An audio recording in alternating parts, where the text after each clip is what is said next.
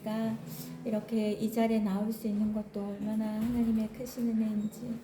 하나님, 우리가 두 다리가 있어도, 우리 몸이 있어도, 하나님, 우리 아프고 또 여러 가지 문제와 어려움으로 이 자리에 나오지 못할 때가 많은데, 하나님, 이 공간에, 이 자리에, 이 시간에 있을 수 있다는 것이 주님의 큰 은혜인 것을 우리가 잊지 않고 감사한 마음으로 하나님을 알아가고 하나님 배워가기를 힘쓸 수 있는 우리가 되게 해주시기를 원합니다. 하나님, 지금도 병원에서 거동이 불편하여서 누군가의 도움 없이 움직이지 못하는 수많은 사람들이 있는데, 하나님, 우리가 이렇게 스스로 나올 수 있게 해주심을 감사하고 이런 건강 주시고 생명 주심을 감사하고, 하나님, 이 건강과 생명으로 나를 위해서만 아닌 다른 사람을 위해서도 또 도우며 살아갈 수 있는, 섬기며 살아갈 수 있는 우리가 되게 하여 주시옵소서. 하나님, 오늘 성령님이 이 자리에 오셔서 함께 하여 주시고 우리의 모든 지혜가 되어 주시고 깨달음과 계시를 열어 주시고, 하나님, 우리에게 말씀하여 주시옵소서. 그래서 우리의 믿음의 지경이 더 구체적으로 더 넓어지고 더 깊어질 수 있는 은혜의 시간 되게 하여 주시옵소서. 예수님 이름으로 기도드렸습니다. 감사합니다. 네, 41조부터 시작할게요. 믿음은 모험이다. 믿음은 모험이다. 자, 믿음은 모험이다. 이제 바로 시작하겠습니다. 하나님 앞에서 바르게 계산할 수 있는 사람은 언제나 하나님 말씀에 순종하여 모험에 나설 수 있다. 하나님의 우리 계산 방식을 배웠잖아요, 그렇죠? 그렇다면 그것을 아는 사람은 주를 위해 순종하며 모험에 나설 수 있다, 이거잖아요. 자, 말씀 같이 읽어볼게요. 시작. 노아가 그와 같이 하여 하나님이 자기에게 명하신 대로 다 준행하였더라. 우리가 신앙생활 하다 보면 다 알겠지만 이게 하나님이 명령하신 대로 우리가 준행할 수 있어요. 근데 다 준행하기 어려워요. 왜 이해되지 않은 것도 있고, 그렇죠? 여건이 안 될 때도 있고, 상황과 환경이 안 될 때도 있고, 순종하기 어려울 때가 상당히 많습니다. 근데 그것이 합당치 않은 이유가 아니라 다 합당한 이유예요. 그렇기 때문에 하나님께서 우리에게 말씀하신 것을 다 준행했던 노아는 굉장히 특별한 거예요. 그렇죠? 근데 왜 그럴 수 있었을까요? 하나님을 알았기 때문이에요. 하나님이 어떤 분이신지 알았기 때문에 노아는 모험할 수 있었던 거예요. 믿음의 모험을 할 수 있었습니다. 밑에 보세요. 노아가 하나님의 명령에 따라 무엇을 지었습니까? 방주를 지었어요. 엄청나게 커다란 방주를 지었습니다. 여기 2, 4, 5번째 줄 내려오면요. 하나님께서는 찾으셨어요? 네. 하나님께서는 단지 명령만 하셨을 뿐이다. 그런데 노아는 순종했다. 내가 이걸 해가지고 이렇게 될 것이고 나중에 너희 가족을 이렇게 할 것이고 그래서 앞으로 이렇게, 이 모든 플랜을 하나님이 다 가르쳐 주신 것이 아니에요. 그런데 하나님께서 노아에게 이것을 명령하셨어요. 그런데 하나님께서 명령하셨다라는 이유만으로 노아는 순종합니다.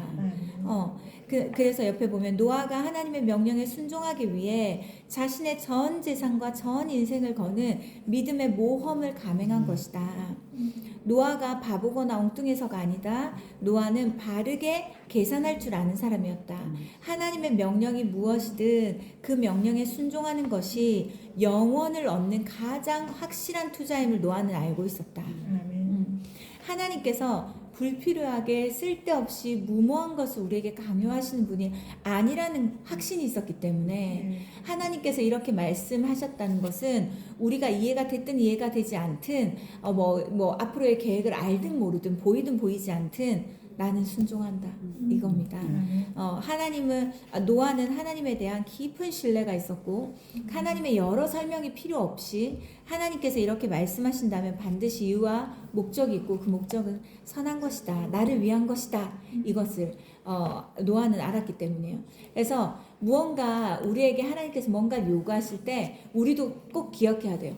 왜 하나님이 나를 힘들게, 나를 귀찮게, 나를 괴롭게, 나를 이렇게 피곤하게 하실까? 이게 아니라 하나님은 우리를 너무너무 사랑하시고 우리를 향한 하나님의 사랑은 너무 선한 사랑이고 선한 목적을 가진 사랑이기 때문에 우리의 유익이 없다면 우리에게 무언가를 말씀하지 않으세요. 그래서 무언가 우리에게 유익한 결과를 주고 싶으셔서 열매를 주고 싶으셔서 무언가를 말씀하신다. 이것을 신뢰하고 가는 사람이 있는가 하면 이걸 알기 전에는 움직이지 않는 사람이 있고 여러 부류의 사람들이 있습니다. 우리는 모른다 하더라도 하나님을 신뢰함으로 움직일 수 있는 노아가 되기를 축복합니다. 네, 밑에 보면 그 모험의 결과로서 노아는 어떻게 됐습니까? 두 번째 조상이 된 거예요. 두 번째 조상. 온 인류의 이 사람들은 다 이제 다 죽은 거예요. 노아의 가족만 남습니다. 첫 번째 시조는 누구죠? 노아, 그쵸? 저기 아담, 그쵸? 두 번째는 이제 인류의 이 온 세계에 있는 모든 인간들을 다 쓸어버리시고 딱 한 가정을 남기시고 그것이 노아입니다. 이제 노아의 가족들, 후손들 이것으로 다시 새로운 이제 그 인류가 시작된 거예요.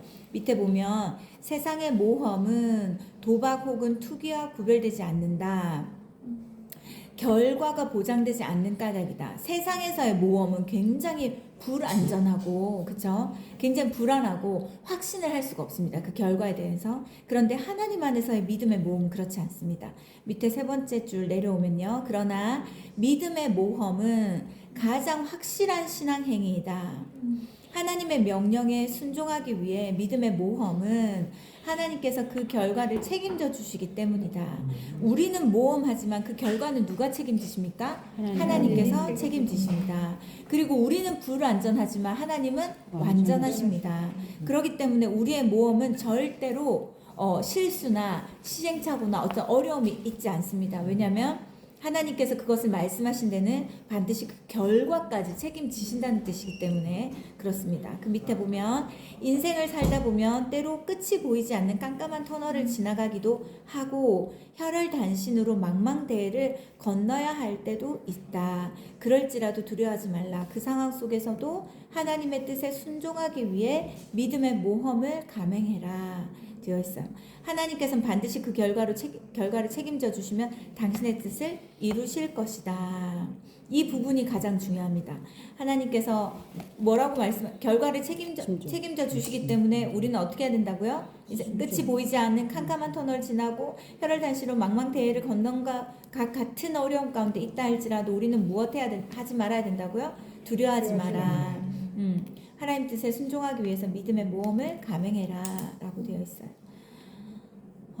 우리가 세상 사람들과 문제 앞에서의 그 반응이 다를 수 있는 것은 우리는 보이지 않는 하나님을 믿고 신뢰합니다.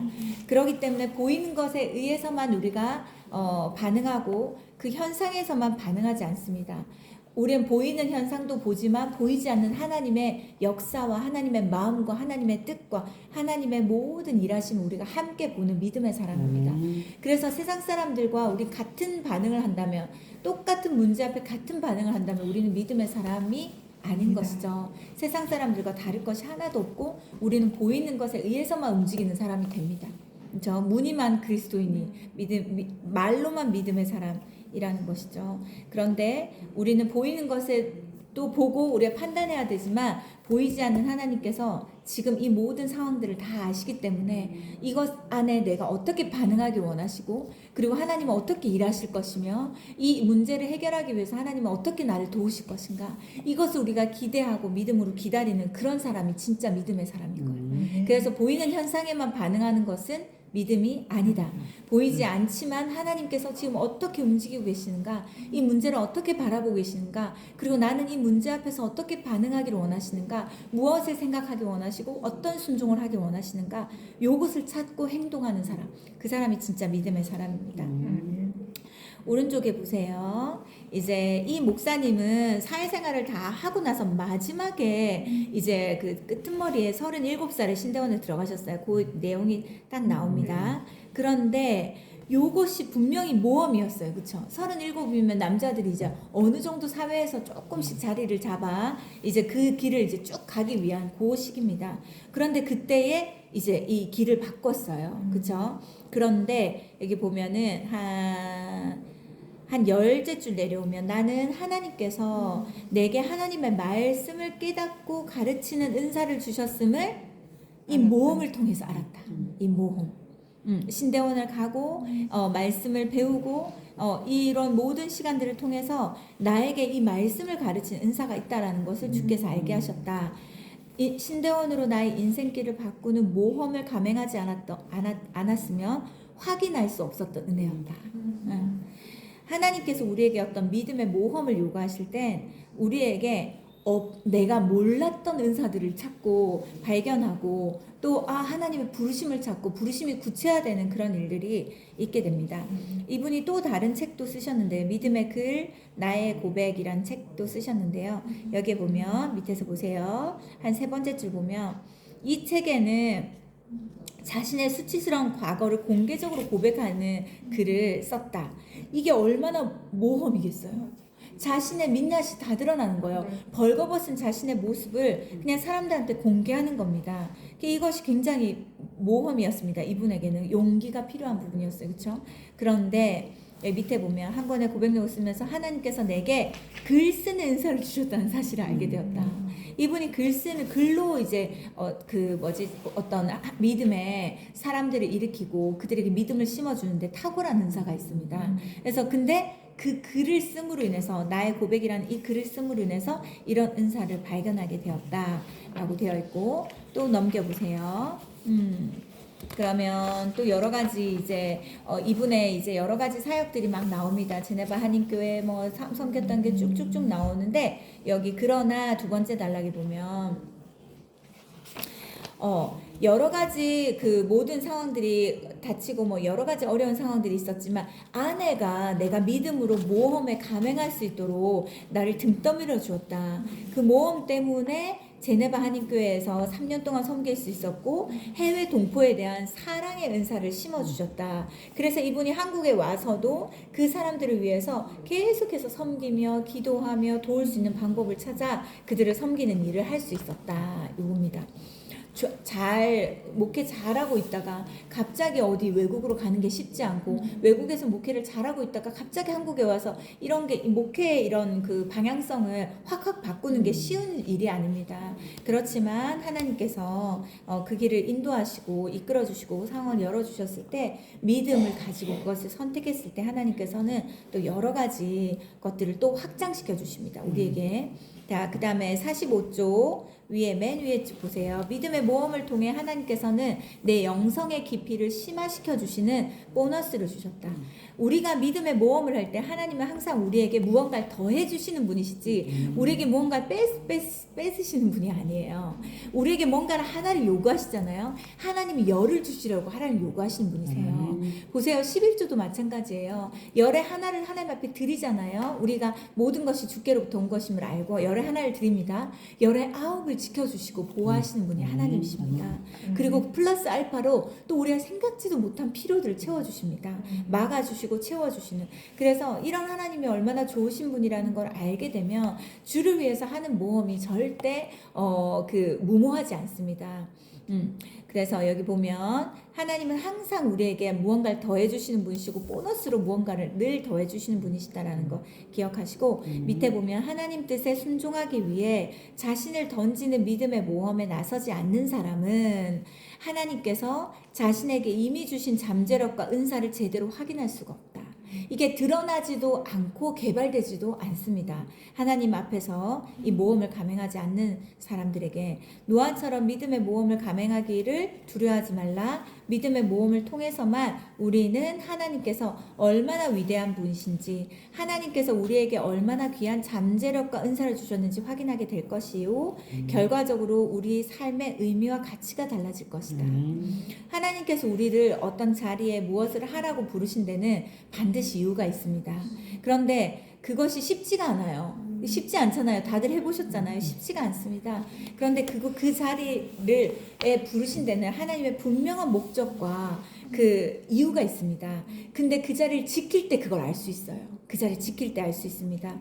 그리고 우리의 삶을 하나님께서는 더 의미 있게, 더 가치롭게 하시고 우리 안에 있는 숨어 있는 잠재력과 은사를 계속 드러내심으로 이것을 주의 나라를 위해서 사용하게 하심으로 우리의 삶 안에 깊은 행복과 기쁨을 또 주시는 분이십니다. 우리가 그냥 집에서도 밥할 수 있고, 그쵸? 집에서도 반찬하고 음식할 수 있습니다. 그런데 교회에서 할 때 그 기쁨이 있으시잖아요. 그 왜 그럴까요? 왜 그럴까요? 똑같이 밥하는 거고 똑같이 음식하는 거고, 그렇죠? 이번에도 그 들으셨어요, 정인욱 권사님한테? 그 쉼터에 있는 그 세 가정을, 근데 그 세 가정이 엄청나게 그 열악한 환경에서 사시더라고요. 제가 그걸 듣고 와, 이게 조금 더 일찍 알았더라면, 이분들 도와드렸으면 얼마나 좋았을까. 우리가 그 힘든 어르신들을 찾아가서 밥을 해서 먹일 수가 없어요. 집에 초대해서 그들의 밥을 먹일 수가 없습니다. 그런데 교회에서 이렇게 여러 사람들의 봉사와 손길들을 통해서 정말 거동도 어렵고 자식들도 버리고 그 아내들한테도 완전히 이렇게 그 관계가 끊어지고 가족에게 버림당해서 하루에 그 뭐 어디서 주는 한 끼, 점심을 나라에서 주는 식사 한 끼로 버텨가고 있는 그런 사람들을 우리가 식사를 주면 요거 그래도 두세 번은 먹을 수 있거든요. 그냥 2, 3일은 먹을 수 있어요. 어르신 많이 안 먹으니까. 그러니까 이게 얼마나 큰 도움이 되겠어요. 그렇죠? 이런 것들. 근데 왜냐면 이런 일들을 할 때 우리 집에서 밥이랑 국이랑 우리 가족들 먹을 것만 할 수 있지만, 여기에서 우리가 손을 보탤 때 우리가 함께 그런 어려운 사람들, 불쌍한 사람들, 하나님께서 긍휼히 여기는 그 사람들을 우리가 돌볼 수 있고 그들의 필요를 채울 수 있고 먹일 수 있고, 그쵸? 그들 안에 무언가 우리 그 위에 하나님은 사랑이십니다, 하나님 당신을 사랑합니다라고 되어 있잖아요. 자식들도 날 버리고 가족들도 날 외면해도 이런 하나님을 사랑하는 사람들이 나를 이렇게 돌보는구나 라고 했을 때 그 사람들이 얼마나 복음 전하기가 쉽겠어요. 그쵸? 우리는 그 반찬을 섬기고 그 센터에서는 그 대표님 통해서 또 복음이 전해지고 이렇게 함께 하나님의 나라를 세워가고 영혼들을 구원하고 그런 일을 함께 할 수 있는 건 너무너무 감사한 일입니다. 그런데 우리가 힘들어, 내 몸이 지쳐, 내 시간 아까워, 그러면서 그 모든 것들을 여건이 됨에도 불구하고 나를 아끼고 나의 그 이기심 때문에 그것들을 하지 않았을 때, 여러 상황이 있을 때가 아니라 하지 않았을 때 그만큼의 사람들을 먹이지 못하고 그만큼의 사람의 도움을 주지 못하고 그만큼의 사람들을 섬기지 못하고, 그러나 그 모든 섬김들을 통해서 나에게 주어지는 큰 기쁨과 깊은 행복감을 내가 누리지 못하고, 그 다음에 내 안에 있는 이미 잘하고 있는 것도 있지만 그것이 더 개발되고 더 뭔가 풍성해지는 그런 것들도 경험치 못하게 되는 것이에요. 그래서 이미 잘하고 있는 것도 더 풍성해지고 또 그 풍성함으로 많은 사람들을 섬길 수 있고, 이것에 큰 기쁨이 있습니다. 그래서 가족들만 먹이는 것과는 또 다른 또 큰 기쁨이 있어요. 각자 달란트대로 잘 섬기고 계셔서 너무 잘하고 계십니다. 그 다음에 믿음은 초지일간이다. 우리 말씀 같이 읽어볼게요. 시작. 주께서 심지가 견고한 자를 평강하고 평강하도록 지키시니 이는 그가 주를 신뢰함이니이다. 네, 제가 제일 처음에 암송했던 말씀이에요. 이게 이 말씀이 너무 좋아서, 심지가 견고한 자. 왜냐면 저는 견고한 사람이고 싶었거든요. 근데 그때 제가 견고하지 못했어요. 항상 바람에 어디 문제에 휙휙휙 날리고 얼마나 불안한 삶을 살았는지 모릅니다. 그래서 난 심지어 견고한 사람이고 싶었고 내 안에 평강이 있고 싶었는데 어떻게 해야 되나 이 말씀 묵상하다 이걸 외워버렸어요. 그런데 이 모든 것은 어디로부터 시작됩니까? 하나님을 신뢰하는 것. 하나님을 신뢰할 때 그 하나님께서 우리의 마음을 평강의 평강으로 지키시고 그 사람은 심지가 견고한 사람이 되더라고요. 그래서 여기 밑에 보면 심지가 견고한 자는, 심지는 마음의 중심을 말하는 거죠. 심지가 견고한 자는 어떤 상황 속에서도 하나님을 신뢰하는 사람이다. 하나님을 신뢰한다는 것은 하나님께 기대는 것이다. 하나님께 온전히 기대는 것. 우리가 이따금 벽에 기대는 것은 그 벽이 우리를 받쳐줄 거라는 신뢰가 있기 때문이다. 그쵸? 밑에 보면 인간이 하나님께 기대는 것 역시 하나님께서 내 인생을 받쳐주실 것이라는 신뢰가 있기 때문이다. 즉 믿음으로 인한 것이다. 하나님께 기대는데도 하나님께서 받쳐주시지는 주시기는커녕 오히려 자신의 인생의 땅바닥에 곤두박질 칠 경우에는 어떻게 해야 하는가? 그래도 기대해야 하는가? 어떻습니까? 그래도 기대해야 됩니다. 내가 원하는 상황, 내가 원하는 결과가 내가 원하는 때에 이루어지지 않는다 할지라도 우리가 기댈 수 있는 분은 하나님밖에 없고 그 상황과 그 때와 그 결과에 대해서 내가 결정 지을 수 없습니다. 근데 누가 하나님께 기대기가 쉽지 않습니까? 누가 하나님을 신뢰할 수 없습니까? 누가 하나님을 신뢰할 수 없고 누가 하나님을 기댈 수 없습니까? 어떤 사람이 그럴 것 같아요? 심지어 경고하지 못한 사람. 심지어 경고하지 못한 사람. 맞아요. 하나님 신뢰하지 못한 사람. 하나님 신뢰하지 못한다는 거 왜 하나님 신뢰하지 못하는 걸까요? 믿음.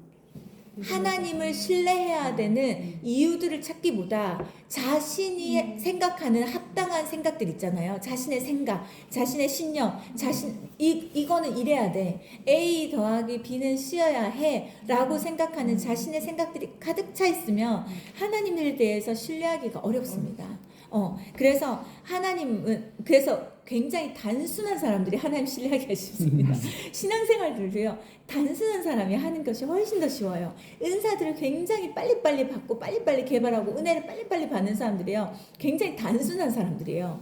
근데 이성적으로 뭔가를 계속 생각하고 사고하고 뭔가를 계속 앞뒤를 재보고 막 이런 것들 있잖아요. 내 생각으로 이 모든 것들을 계산해보고 이런 사람들이 앞으로 나아가기가 굉장히 어렵습니다. 그래서 그래서 우리가 그냥 다른 거 필요 없어요. 내 인생을 내가 살아가는 인생에 나를 기댈 것인가, 불안전하고 불안한 나를 기댈 것인가, 하나님을 기댈 것인가, 요걸 선택하는 거예요. 뭐가 더 안전합니까? 하나님이에요. 그러면 말 대꾸하지 말고 그렇죠? 이 말 저 말 하지 말고 그냥 하나님, 저 하나님밖에 없어요. 내가 기대고 의지하고 신뢰할 수 있는 분 하나님밖에 없어요. 제 인생 책임져 주세요. 그냥 그렇게 주님께 들이밀고 주님께 계속 기대고 주님 붙잡고 놓지 말아야 돼요. 그거 말고는 우리가 살 길이 없습니다. 그렇게 해야 돼요. 그래서 보세요. 밑에 그래도 견고한 심지로 하나님께 기대야 된다. 내가 원하는 결과물이 없다 할지라도 믿음은 초지일관이기 때문이다. 한 번 믿으면 끝까지 믿는 거예요. 믿었다 안 믿었다가 조금 믿었다 적게 믿었다가 많이 믿었다가 크게 믿었다가 이것이 아닙니다. 믿음은 초지일관, 흔들리지 않고 끝까지 믿는 것을 말하는 것입니다. 너 믿는데 너 인생이 왜 그래? 너 믿는데 너 삶이 왜 그래? 너 믿는데 왜 이렇게 재정이 어려워? 너 믿는데 왜 그래? 건강이 왜 그래? 이렇게 사람들이 흔들어 놓는 말들을 할 수 있습니다. 그럴 때 우리는 어떻게 말해야 됩니까? 우리 어떻게 말해야 돼? 우리는 항상 기억해야 돼요. 이찬수 목사님 설교를 들으면 굉장히 자주 나오는 말이 있어요. 복 받으려고 믿습니까? 이 얘기 많이 해요. 복 받으려고 믿습니까? 그러면 믿으면서 다 떠나간대요. 다 시험 당하고 다 실족돼서 다 떠나간대요. 믿음은 복 받기 위해서가 아니에요. 복은 그냥 오는 거예요. 주님 앞에 있을 때 우리의 하나님 자녀로서 자녀에게 누려야 되는 그런 복들이 있습니다. 그것은 그냥 주어지는 거예요. 믿음은 복 받기 위해서가 아닙니다. 믿음은 그럼 무엇을 위해서입니까? 하나님 만나기 위해서. 믿음은요, 문제와 어려움 앞에 세상 사람들과 똑같이 반응하지 않는 것이 바로 믿음인 것이고, 그런 믿음의 사람들은 뭡니까? 이 세상에 있는 모든 그것을 초월하는 것입니다. 보여지는 것을 초월하는 것이에요. 그 세상에 있는 사람들의 반응을 초월하는 것입니다. 그래서 내가 믿음이 있는데도 건강이 아플 수도 있고, 믿음이 있는데도 재정에 어려움이 있을 수도 있고, 믿음이 있는데도 어떤 문제가 딱딱 있을 수 있습니다. 그런데 그 모든 문제와 그 모든 어려움 배후에는 반드시 주님께서 목적하시는 것이 있습니다. 그것을 찾아야 됩니다. 근데 또 이렇게 말하는 사람이 있어요. 하나님이 그런 선한 목적을 이루려고 나를 아프게 하고 나를 재정을 어렵게 하고 뭐 이렇게 하냐고. 왜 그럴 것 같아요? 왜 그럴 것 같아요? 저는 그런 걸 물어보면 딱 하나로 얘기합니다. 그것은 하나님께 문제가 있는 것이 아니라 우리입니다. 우리가 재정적으로 부유하잖아요. 건강하잖아요. 또 문제가 없잖아요. 그러면은 대부분 사람들은 타락합니다. 죄와 타협하고 죄의 유혹에 얼마나 쉽게 넘어지는지 몰라요. 그래서 적당한 어느 정도의 어려움은요, 우리로 하여금 긴장하게 해요. 그 문제 때문에 주님 찾게 하고 주님 의지하게 하고 주님께 나아가게 합니다. 그것이 오히려 우리를 건강하게 만들어요. 그렇죠? 그래서 막 하나님 믿으면 좋은 일만 있어야 되는 거 아니야? 아니에요. 좋은 일만 있는 것이 아니라 좋은 일이 없어도 그것에 흔들리지 않는 사람, 그 사람이 믿음의 사람이에요. 좋은 일이 있든 없든 그것에 영향받지 않고 늘 평안을 지키고 유지할 수 있는 사람, 환경에 영향받지 않는 사람, 환경으로 인해서 휘둘리지 않는 사람, 그게 진짜 믿음의 사람인 것이에요. 그렇죠? 그렇다면 우리가 믿는 사람은 복 받아야 되는데 왜 이런 복이 없고 이런 어려움이 있고 맨날 꼬이고 맨날 문제투성이야 라고 말할 때 우리가 당당하게 자신 있게 강하게 말할 수 있어야 됩니다. 믿음이 있다라는 것은 하나님을 믿음으로 하나님으로부터 오는 많은 축복들이 있지만 그것은 당연한 것이요. 문제와 어려움 앞에서 어떻게 반응하는지에 따라 우리의 믿음이 달라지는 것이다. 우리가 세상 사람인가 하나님을 믿는 사람인가 달라지는 것이고 우리는 이 문제에 영향받지 않는다. 이 문제 안에서 하나님의 뜻을 찾고 발견하고 그것 앞에서 더 아름답게 세워지는 것이다. 더 영적으로 성숙한 사람으로 세워지는 것이다. 우리한테 중요한 목적이 있기 때문에 이 과정만이 전부가 아니다 라는 것을 당당하게 말할 수 있어야 됩니다. 자, 밑에 보면 하나님께서 그와 같은 사람을 평강하도록 지키신다고 말씀하신다. 믿음은 초지일간이다. 자, 어떤 경우에도 하나님께만 기대는 그의 견고한 심지가 하나님께서 온전히 거하시는 하나님의 성전이 되는 까닭이다. 자, 보세요. 옆에 보세요. 왜 하나님을 믿는 그리스도인들의 삶이 혼돈과 불안 속에서 빠져드는가? 왜? 하나님께 기대되 자신이 정한 수준까지만 기대고 그 이상을 기대려고 하지 않기 때문입니다.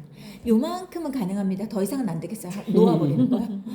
요만큼은 그래 알겠어요. 하나님 뜻 압니다. 하나님 신뢰합니다. 요만큼은 그래도 따라가 볼게요. 근데 그 더 이상은 안 어려워요. 되겠습니다. 그러기 때문에 믿는 사람들이 혼란과 불안 속에 살아가는 것입니다. 오래 버텨야 돼요. 끝까지 버텨야 됩니다. 그리고 그것에서 우리 하나님께서 목적하신 것이 이루어질 때까지 우리는 기다려야 됩니다. 신뢰하고 기다려야 돼요. 여기 이 얘기가 나오죠. 폐업 감사 예배를 요청하는 교회는 본 적이 없다. 그리고 자식이 낙방했을 때 기도를 부탁하는 사람은 없다. 밑에 보세요. 사업에 실패하거나 자식이 낙방하면 하나님께 기댈 필요성을 느끼지 못하는 것이다. 이게 인간이에요. 인간의 본성입니다. 이제 옆에 보면 상황에 따라 절연되는 믿음은 바른 믿음이 아니요. 상황에 따라서 끊어지고 바뀌어지는 그런 믿음은 바른 믿음이 아니다. 그런 믿음으로는 하나님의 평강을 누릴 수가 없다. 살얼음처럼 쉽게 깨지는 연약한 심지는 하나님께서 거하시는 하나님의 성전이 될 수 없다라고 얘기합니다. 우리 안에 하나님께서 계시잖아요. 하나님께서 계시기 때문에 우리는 하나님이 거하시는 거룩한 성전이라고 말합니다. 그런데 이게 너무 연약해요. 연약한 이유는 우리가 하나님을 온전히 의지하고 기대지 않기 때문입니다. 상황에 따라서 바뀔 수 있는 것은 나도 불안하지만 우리를 보는 사람들도 불안합니다. 그래서 굉장히 불안한 살얼음판을 위를 걷는 그리스도인의 삶을 살아가게 됩니다. 그런데 그런 경우 있어요. 어떤 사람에게 만약에 문제가 있었어요. 그러면 그 문제 앞에서 어떻게 반응하는지를 보면 그분 안에 진짜 하나님이 계셔서 하나님을 의지하고 있는지, 하나님보다 상황을 의지하고 있는지 그것이 그대로 보입니다. 하나님을 의지하고 있다면 믿음의 말을 합니다. 이 상황을 통해서 주께서 내 건강을 더 책임져 주실 것이고 내 생명을 더 돌보게 하실 것이고 내가 나를 더 돌볼 수 있는 그런 지혜롭고 책임 있는 사람이 되게 하실 것이다. 이거는 하나님을 의지하는 사람의 표현입니다. 그런데 만약에 어려움이 딱 왔어요.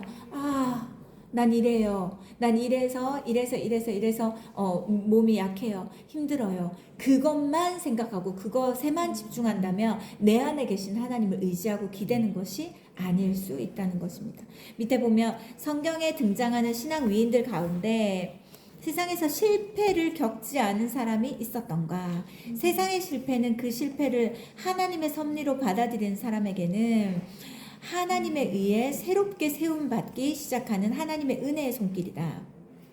세상의 실패는 그 실패를 하나님의 섭리로 받아들이는 사람에게는 하나님에 의해서 새롭게 세움받기 시작하는 하나님의 은혜의 손길이다. 옆에 보세요. 성경 인물들은 세상의 실패를 도리어 감사하면서 초지일관 하나님께만 기댐으로 결과적으로는 하나님의 평강 속에서 하나님에 의해 신앙 위인으로 세움받는 사람들이었다. 어려운 가운데서도 세상에 우리가 그 성경에 나오는 여러 인물들 중에 좋은 일이 있어서 좋은 축복만 받고 좋은 일들만 착착착 펼쳐졌다 이런 위인이 있습니까?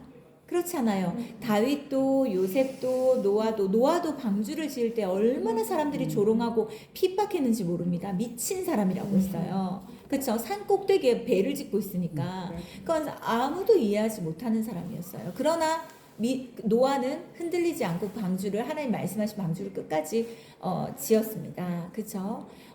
여러 가지로 요셉도 마찬가지고 요셉도 하나님께서 꿈을 주셨어요. 그렇죠? 요셉을 반드시 세우시고 온 나라를 다스리게 하는. 근데 어떻게 했습니까? 요셉은 종살이를 했습니다. 노예로 살았어요. 그런 과정 중에 얼마나 몸과 마음이 상처받았는지 모릅니다. 그런데 나중에 요셉이 무엇이라고 말합니까? 형들이 요셉 앞에 나타났을 때 무엇이라고 말합니까?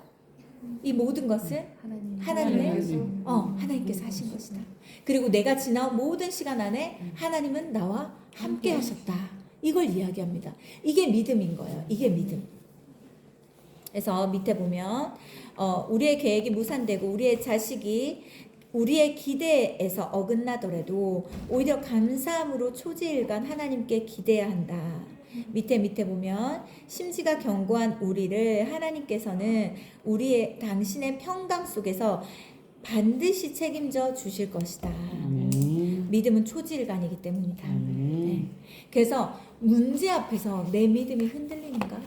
내가 하나님 앞에 무언가를 바꾸고 있는가? 내 마음이 어려움이 없을 때와 있을 때와 같은가? 주님을 바라보는 내 마음과 중심이 한결같은가? 이런 것들을 좀 점검해 볼 필요가 있습니다. 그런데 어떻게 해야 됩니까? 근데 문제가 있을 때 문제가 없는 것처럼 이렇게 할 수는 없잖아요. 우리도 사람인데 얼마나 힘들어요. 그럼 어떻게 해야 됩니까? 제가 그 다윗 얘기했나요? 다윗 얘기했어요?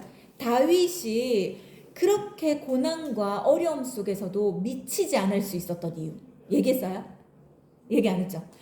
뭐냐면 이건 우리 의기가 말씀 강의를 듣다가 어디서 본 거예요. 그러고는 유튜브에서 그걸 보다가 본 건데 그걸 보고 저한테 얘기를 하는 거예요.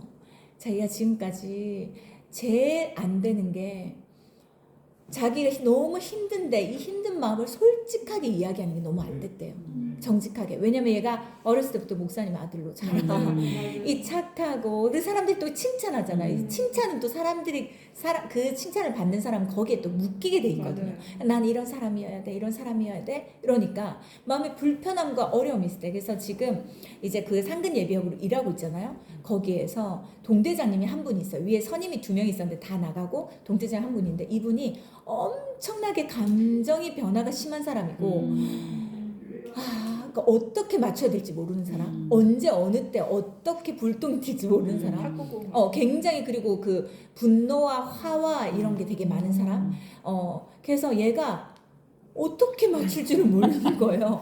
그러니까 얘가 되게 스트레스를 받는 거예요. 너무 힘들어가지고 어쩔 때는 막 잘했다고 칭찬했다고 어쩔 때는 10가지 중에 1가지 잘못했는데 그걸로 계속 애를 쪼았다가 막 그런 거예요. 하나님께서 왜 나를 여기 보내셨을까?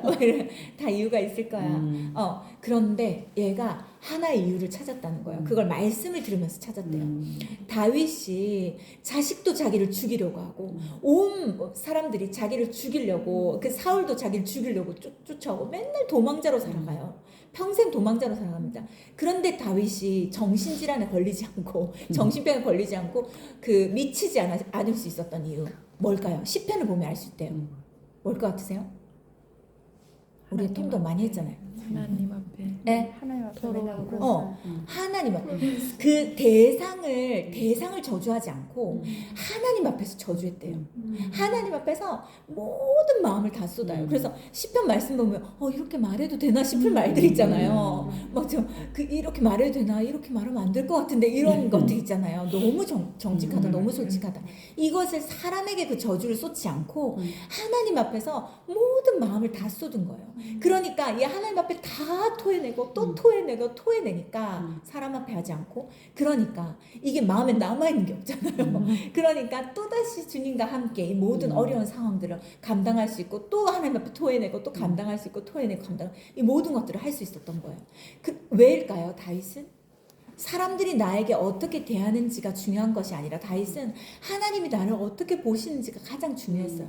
그래서 다윗이 간음했을 때도 어떻게 했습니까?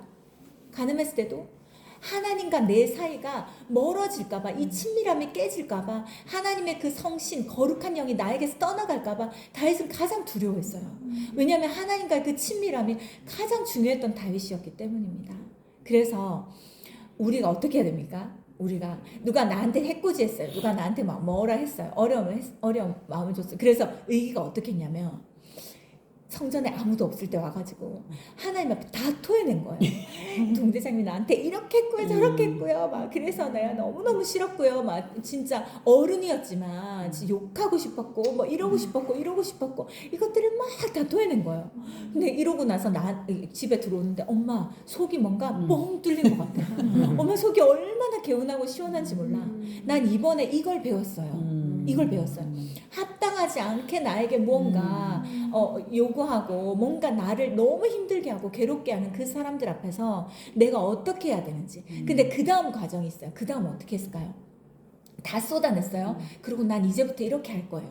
그러고는 하나님 앞에 그 전에 어떻게 했는지 아세요? 용서합니다. 그래서 이 동대장님의 이런 것을 용서합니다. 이런 것을 용서합니다. 매일 그렇게 기도했대요. 그런데 그거 반은 어느 정도 해결이 됐는데 반이 묵혀 있는 게 있는 거예요. 꽉 막혀 있는 게 있는 거예요. 그런데 그게 그거였어요. 하나님 앞에 정직하게 쏟아내지 못했던 것들. 그래가지고 난 왜냐하면 이런 경우는 이렇게 해야 된다라고 항상 학습된 게 있기 때문에 그렇게 해야 된다라는 게 되게 컸었는데 나도 사람이고 나도 속상하고 나도 상처받고 나도 마음이 아프고 나도 저런 사람들이 싫고 어른이지만 어른처럼 보이지 않고 이런 것들이 막 쌓이는 것들이 이제 해결되지 않았는데 이번에 그걸 해결한 거예요. 그러고 나서 그 다음 과정이 있습니다. 그러고 나서 그 동대장님을 위해서 기도했대요. 기도하고 하나님 이것은 정말 이런 경우는 합당치 않고 나 아닌 다른 사람이 와도 이건 너무너무 힘들고 이분이 계속해서 욕을 먹는데요. 그 대대 완전 소문나는 사람이래요. 까다롭기로. 그래서 너 어떻게 그 밑에서 버티고 있니? 라고 말한대요. 그 정도로 막 되게 사람들이 불쌍히 여긴대요. 얘기를. 그런데 이제 얘가 기도를 한 거예요. 기도를 하면서 하나님 저에게 기회를 주세요. 그리고 제가 이것을 지혜롭게 이 동대장님 마음 상하지 않게 지혜롭게 잘 말할 수 있는 때와 기회를 주세요라고 구한 거예요. 그러고 나서는 기다리고 있었대요. 기다리고 있었는데 어느 날 갑자기 한 4일쯤 지났을 때는 동대장님이 얘기할 게 있다 라고 얘기했대요. 그래가지고 딱 앉았대요. 이때가 기회입니까 주님? 근데 마음이 되게 평안하더래요. 아 지금 말하라고 하는 것이구나. 그리고 속으로 기도했대요. 하나님 어떻게 말해야 이분의 마음이 상하지 않고 내 상한 감정으로 말하지 않고 이분에게 진짜 내가 꼭 하고 싶은 말을 조리 있게 지혜롭게 사랑으로 잘 말할 수 있는 지혜를 주세요 하고 있어요. 그리고 동대장님 말을 쭉 들었어요. 그 다 듣고 나서 동대장님 저도 얘기해도 되겠습니까? 깜짝 놀란 거예요. 얘기하는데 근데 첫 서두에 이미 동대장님 마음이 풀렸대요. 어떻게 말을 시작했냐면 하나님이 생각나게 해주셨대요. 동대장님은 하급 사람들의 사람들의 이야기를 잘 들어주시는 분이어서 제가 오늘 몇 가지만 말씀드리려고 합니다. 이렇게 얘기했는데 이분이 입이 갑자기 이렇게 입꼬리 올라가면서 그래 말해봐 이렇게 됐대요. 그래가지고 아 됐다 싶어가지고 그때 하나하나 모든 걸 다 얘기했대요. 얘가 6개월 동안 거기 있었는데 이런 것으로 인해서 그 후임들이 굉장히 힘들어하고 근데 이것은 만약에 A를 B로만 얘기하더라도 사람들이 그렇게 불편해하지 않을 텐데 라는 것들이 이제 다 얘기를 한 거예요. 다 얘기했는데 이제 나는 이제 끝났다. 다른 부대로 가거나 이제 나는 이제 끝났다. 이렇게 생각하고 다 얘기를 했는데 이분이 전혀 의외의 반응을 하시더래요. 고맙다고 얘기를 하시더래요. 그래서 얘가 너무 당황했대. 왜 고맙다고 하실까? 왜 고맙다고 했을까요? 이런 얘기를 하는 사람이 아무도 없고 다 뒤에서 욕만 했던 거예요. 다 뒤에서 욕하고 막 이간질하고 막 이 동대장. 근데 이게 돌아서 다 오잖아요. 이 말들이. 그러니까 그래서 상처받은 게 동대장도 많았던 거예요. 근데 내 앞에서 이런 불편함을 직접 얘기하는 사람 너밖에 없었다. 이런 얘기를 해줘서 고맙다. 그러니까 내가 단번에 바뀌진 않겠지만 내 노력해보겠다. 내가 노력해보겠다. 너도 나를 좀 도와달라고 이렇게 얘기를 한 거. 얘가 너무 마음이 기뻐가지고 막 할렐루야 하면서 막 집에 오는데 막 군복을 막 벗기도 전에 나한테 간증할 게 있다고. 간증할 게. 내 마음을 쏟아낸 것도 난 너무 기쁜데 나 진짜 묵혀있는 것이 확 뚫린 것처럼 너무 기쁜데 그 돈대장님 앞에서 내가 그런 얘기를 할 수 있었다는 것도 되게 감사하고 근데 내가 이런 말을 엄청나게 계급 차이가 높은 거거든요. 그 군대는 계급이잖아요. 근데 그분 앞에서 이런 얘기를 했다는 것도 하나님이 주시는 은혜가 없었으면 지혜가 없었으면 할 수 없었고 사람을 두려워하면 올무에 빠지잖아요. 사람을 두려워하면 또 이런 말을 할 수가 없는 거예요. 저 사람이 나에게 어떻게 할까 이것보다는 하나님께서 기회를 주셨다. 나는 이것을 기도했다. 그리고 나는 지금 말을 해야 된다. 그리고 말을 할 때 이제 이분 마음이 상하지 않게 이렇게 잘 얘기할 수 있도록 아무튼 그렇게 했는데 이제 달라진 거예요. 그 다음에는 돈대장님이 달라진 거예요. 그래가지고 얘가 너무 감사하고 얘가 공부할 시간이 있거든요. 거기서 업무 외에는 공부할 시간을 줘요.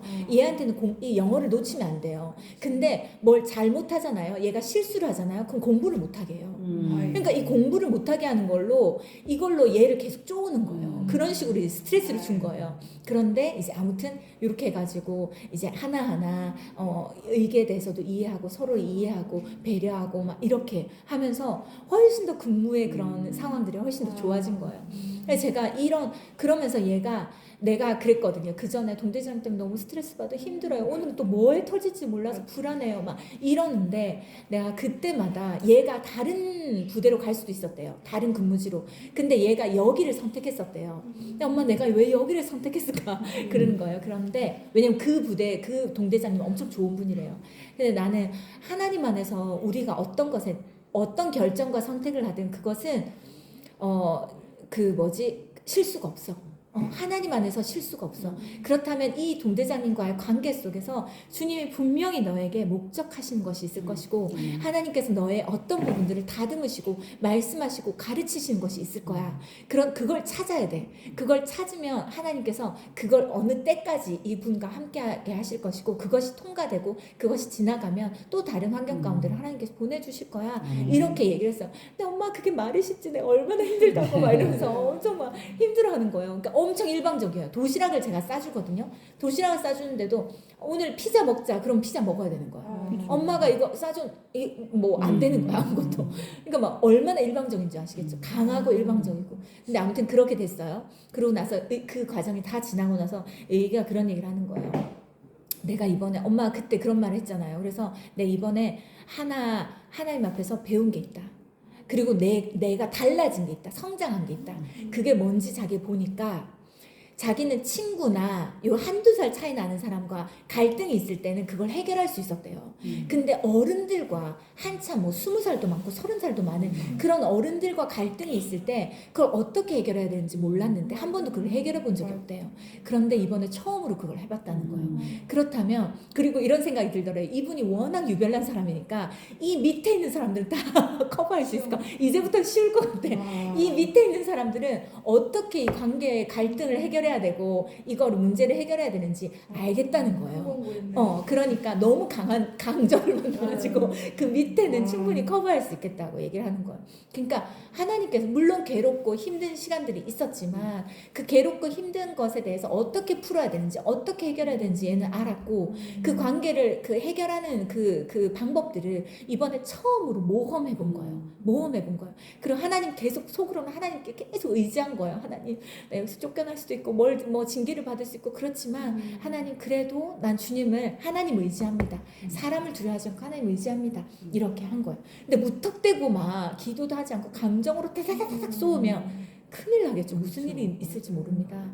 그러니까 그렇게 하지 않고 이런 과정들을 지나갔다는 것이 얼마나 하나님 앞에 감사했는지 모릅니다. 그래서 내가 이 얘기 여기 양육반이나 하나님께 생각나게 해줄 때 얘기해도 돼? 그랬더니 제가 얘기해도 된다고 허락받고 얘기합니다. 자, 47조 믿음은 결과적으로 본이다. 보세요. 모든 인간은 자신이 원하든 원하지 않든 다른 사람에게 교사가 된다. 가르치는 위치가 된다. 차이가 있다면 모든 사람이 본받고 싶어하는 진면 교사냐, 누구든지 본받으려고 하지 않는 반면 교사냐, 진짜 교사다운 교사냐, 교사답지 못한 교사냐, 요건 겁니다. 본받고 싶은 사람이냐, 본받기 싫은 사람이냐. 본받기 싫어도 누군가는 나의 본받기 싫은 모습을 보고 배우고 있다라는 거예요. 이게 무서운 거예요. 특히 자녀들 앞에 무섭습니다. 자녀들이 싫을 때가 언제 싫습니까? 자녀들이 싫을 때가 있잖아요. 언제 싫어요? 내가 싫어하는 모습 똑같이 나와 내, 같은 모습. 맞아. 내가 나의 이런 모습이 싫은데 그걸 자녀들을 통해서 볼 때 그 자녀들이 꼴보기가 싫어요. 싫은 거예요. 왜냐면 나도 이런 연약함을 보는 게 너무 미칠 만큼 싫은데 그걸 자녀에게 그게 대물림 됐다라는 것이, 학습이 됐다라는 것이, 가르쳐졌다는 것이, 이것이 아이에게 그대로 닮아졌다는 것이, 그게 너무 싫어요. 나보다 더 싫습니다. 그렇잖아요, 그렇죠? 내가 더 싫어지게 되는 모습입니다. 그래서 밑에 보면 여하튼 우리의 모든 모습을 본받는다, 이런 걸 얘기를 하고, 밑에 보면 오직 주님을 본받아 사는 사람만 모든 사람이 닮기 원하는 진짜 교사, 믿음의 본이 될 수 있다라고 얘기합니다. 그래서 우리는 누구를 본받아야 됩니까? 예수님 본받아야 돼요. 근데 예수님을 본받는 것이 너무 갭 차이가 큰 것 같잖아요. 저는 이것을 하나씩 해 보려고 합니다. 하나씩. 뭐냐면 아이들, 만약에 내가 밖에서 안 좋은 일이 있었어. 기분 나쁜 일이 있었어요. 마음이 상해가지고 왔어요. 무엇 때문에? 아이가 잘못한 건 아무것도 없어요. 근데 딱 왔는데 뭐 때문에 딱 건드렸어. 걔한테 불똥이 떨어지는 거예요. 그리고 내가 타타타타타타 얘기를 하는 거예요. 그럴 때 사실은 내가 너의 이런 행동이 나로 하여금 이렇게 할 수밖에 없어라고 말해서 합당하게 내 이 행동에 대해서 합당하다고 권위를 내세우고 싶지만 사실은 내가 알아요. 내 속에서 이건 과했다라는 걸 알아요. 내가 기분 나쁜데 어문데 이걸 쏟아냈다. 또다시 우리 아이가 내 감정 쓰레기통이 됐구나, 이걸 알게 됩니다. 그럴 때 창피하고 부끄럽다라도 어떻게 말해야 됩니까? 사과를 해야 사실은 오늘 밖에서 이런 걸로 기분이 되게 마음이 상하는 일이 있었어. 그래서 마음이 되게 좋지 않은 상태에서 너가 그 전에 약속한 걸 지키지 않고 또다시 이렇게 했을 때 이게 터져버렸어. 그래서 근데 이 정도의 감정을 표현할 만큼은 아니었는데 엄마가 좀 너무 과했다. 미안하다. 용서해달라고 이렇게 말하는 거야. 그러면 아이도 엄마를 이해하고 그런 것들을 하나씩, 주님, 내가 처음부터 예수님을 완벽하게 본받아야지, 나는 예수님처럼 살 거야, 이건 안 돼요. 그렇죠? 우리는 주님 앞에 가는 그날까지 안 됩니다. 그런데 하나씩 아주 작은 것부터 정직하게 인정할 건 인정하고 내가 약한 건 약하다고 말하고, 그러면서 이것에 대한 아이에게 도움을 구하고, 아니면 만약에 이게 바뀌지 않는다, 엄마를 위해서 기도해달라고 한다든지 이런 부분으로 합니다. 그러면 아이들은 어떤 걸 배웁니까? 다른 곳에서 안 좋은 일이 있어가지고 감정을 퍼부어야지, 이걸 배웁니까? 뭐가 학습됩니까? 그걸 통해서 잘못된 감정이 누군가에게 터졌을 때 그것에 대해서 용서를 구하고 빨리 그 마음을 바꾸고 하는 것까지 배웁니다. 그렇죠? 그것을 배웁니다. 그렇기 때문에 우리가 진짜 무엇을 가르쳐야 되는지 정확하게 그걸 전달을 우리의 삶을 통해서 보여줄 수 있습니다. 밑에 말씀 읽어볼게요. 시작. 내가 그리스도를 본받는 자가 된 것 같이 너희는 나를 본받는 자가 되라. 그래서 모든 상황에서 이렇게, 예전에 제가 말했잖아요. 예수님이라면 어떻게 하셨을까라는 책이 있어요. 예수님이라면 어떻게 하셨을까. 그래서 모든 상황에서 잠깐 멈추고 예수님이라면 어떻게 하셨을까. 제가 오늘도 내 속을 긁네. 예수님이라면 어떻게 하셨을까. 제가 오늘도 내 마음을 뒤집어 놓네. 예수님이라면 어떻게 하셨을까. 이런 것들을 계속 묻는 거예요. 그리고 주님께 묻고 주님에 대해서 묵상하고 하나님의 성품과 하나님의 사랑에서 어떤 것이 나오는지, 하나님 제가 그것을 행동으로 옮길 수 있는 사람 되게 해주세요. 그걸 말할 수 있는 사람 되게 해주세요. 라고 하나씩 해보는 것입니다. 갑자기 계속 태영이 생각.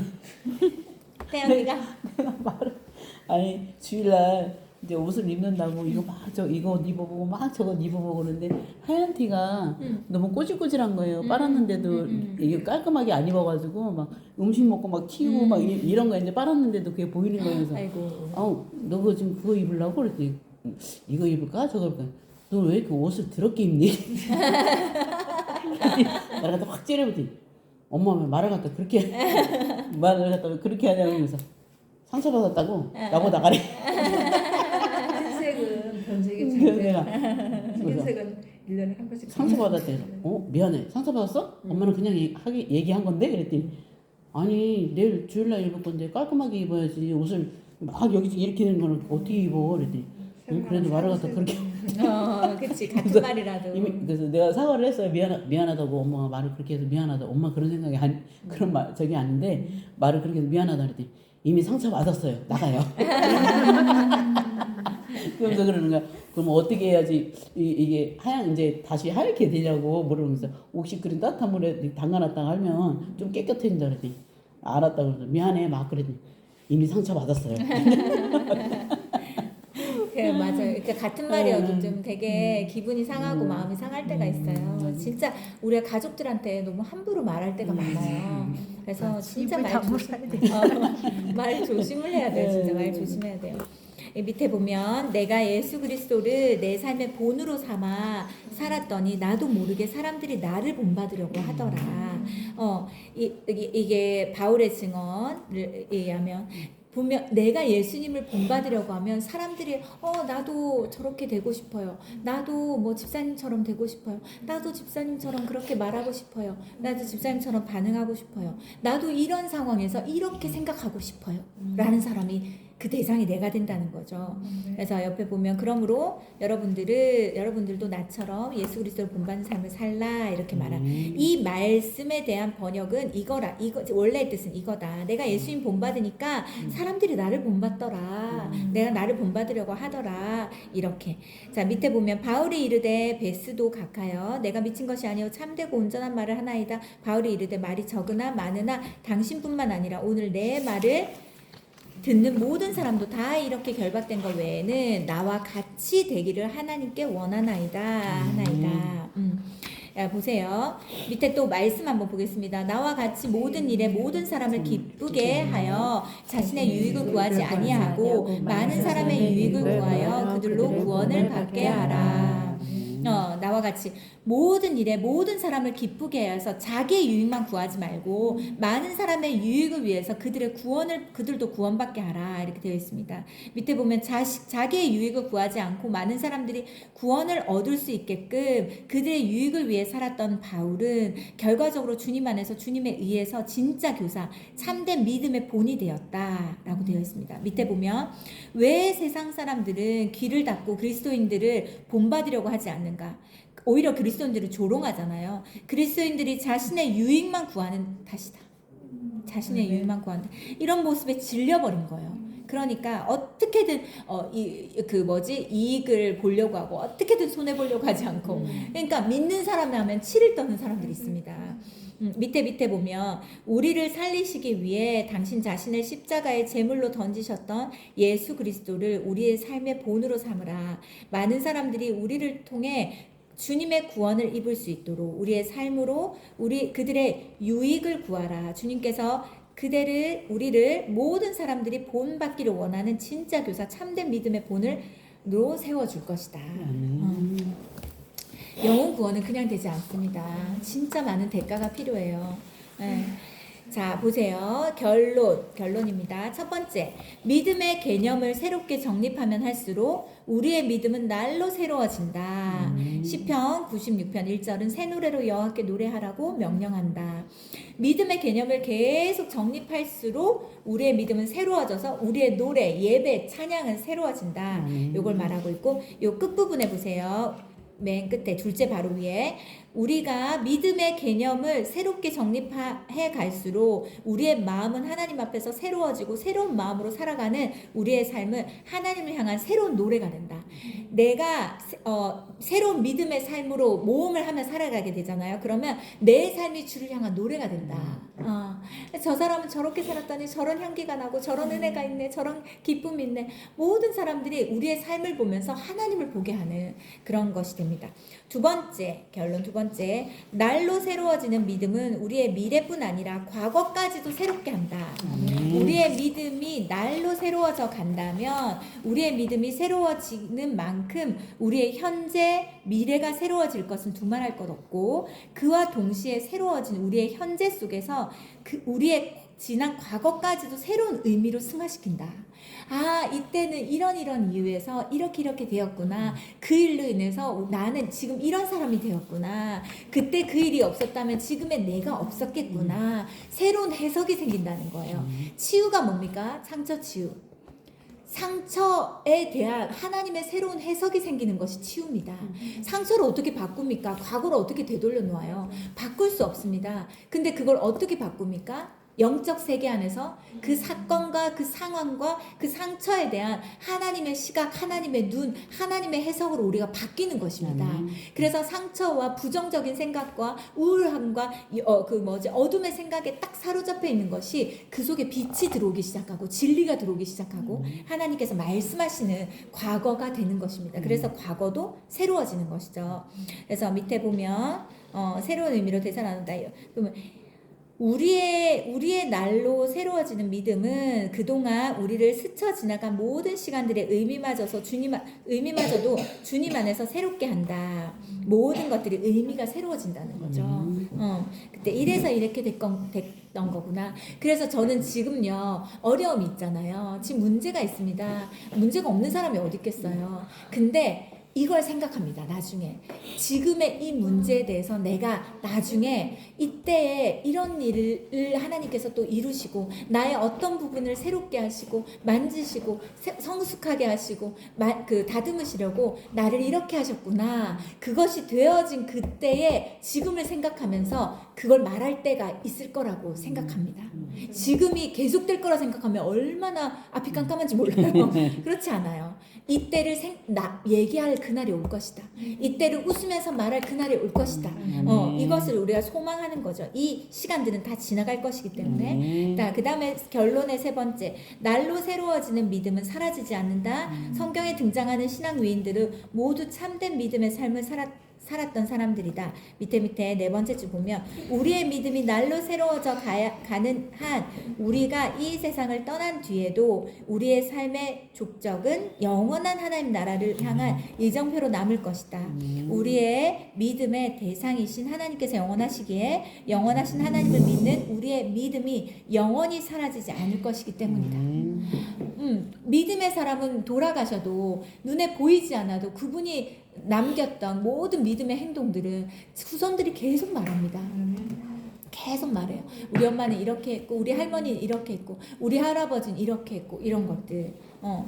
저희 믿음의 첫대 할아버지가 교회를 세워 그때 목회자들이 없을 때 장로님이셨는데 말씀을 교회에서 전하셨대요. 그 교회가 지금 진주에 있습니다.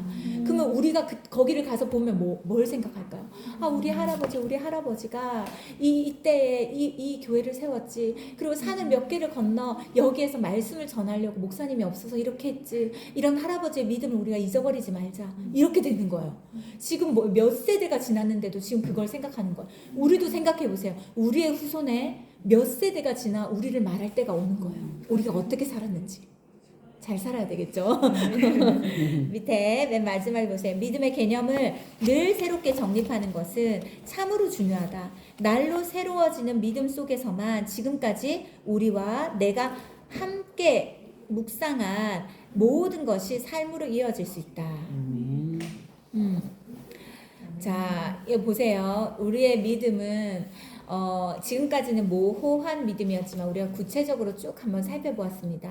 근데 한번 생각해보면 이게 다 나한테 해당돼요. 그쵸? 다 나한테. 믿음은 뭐야 라고 우리가 개념을 정리하지 않았지만 다 나한테 해당되는 것입니다. 그렇다면 우리는 지금까지 믿음으로 잘 살아온 거예요. 넘어질 때도 있고 잘못된 길을 선택할 때도 있습니다. 그렇지만 감사한 건 뭔지 아세요? 넘어질 수 있고 실족할 수 있고 잘못된 방향으로 갈 수 있고 그럴 수 있지만 포기하고 그럴 수 있지만 우리에게 소망이 있는 건 무엇인지 아세요? 이것에 대한 실수하고 넘어지고 뭔가 믿음에서 벗어나거나 아니면 뭔가 뭐 여러 가지로 하나님 앞에 뭐 거역할 수 있잖아요. 그렇지만 이 시간이 점점 줄어들고 있다는 거에 대해서 감사해야 돼요. 우리가 믿음의 기복이요 얼마나 심한 사람이었습니까? 저도 굉장히 심한 사람이었어요. 좋을 때는 엄청 좋았다가 안 좋을 때 완전히 동굴 속에 들어갔다가 또 올라왔다가 들어갔다가 이게 얼마나 어지러운지 몰라요. 그래서 지금 젊은 아이들이 그렇게 하는 거에 대해 충분히 이해돼요. 그럴 수 있습니다. 그런데 하나님과의 관계가 깊어지고 주님에 대한 신뢰가 점점점 더 깊어질수록 이건 점점 완만해지기 시작합니다. 환경에 영향받지 않는 사람이 되는 거예요. 사람에게 영향받지 않는 사람이 되는 것입니다. 그런데 이런 게 갑자기 완만해지는 게 아니라 좁혀졌다가 완만해지는 거예요. 이 간격이 조금씩 줄어들고 있다라는 것, 짧아지고 있다라는 것으로 하나님 앞에 감사하고 앞날에 대해서 소망을 가지시면 됩니다. 네, 너무 잘하고 있습니다. 오늘 여기까지 하겠습니다. 기도하겠습니다. 하나님 감사합니다. 우리가 그냥 말로만 성숙해지고 싶다고 말하는 것이 아니라 우리가 믿음이 정말 성숙한 사람, 나도 인정하고 나를 보는 사람도 인정하고 무엇보다도 내게 가장 가까운 가족들도 인정하는 성숙한 믿음의 사람 되기를 원합니다. 우리가 이런 삶을 살아왔던 시간들도 많이 있었고 살지 못했던 시간들도 있지만 이제부터는 믿음의 개념을 구체화하고 이것에 대해서 정확하게 우리 안에 심어 놓음으로 우리가 믿음의 삶을 더 구체적으로 더 열심히 최선을 다해 살아갈 수 있는 우리 모두가 되게 하여 주시옵소서. 그리고 믿음은 절대 모호하거나 뜬구름 잡는 삶이 아니라는 것, 그리고 이 세상에서 우리가 믿음의 삶을 산다는 것은 실제라는 것, 현실적이라는 것, 이것을 알고 정말 믿음의 삶을 살아갈 뿐 아니라 믿음의 본까지 보일 수 있는 우리가 되게 해주시기를 원합니다. 그래서 우리 자녀들이 엄마의 이런 믿음의 모습들로 인하여서 내가 그것을 배웠다고, 내가 이렇게 살고 있다고, 그리고 내 자녀들에게도 그것을 내가 가르쳐 줄 것이라고 말할 수 있는 믿음의 엄마들 될 수 있도록 그렇게 우리를 사용해 주시옵소서. 예수님 이름으로 기도드렸습니다. 아멘. 수고하셨습니다.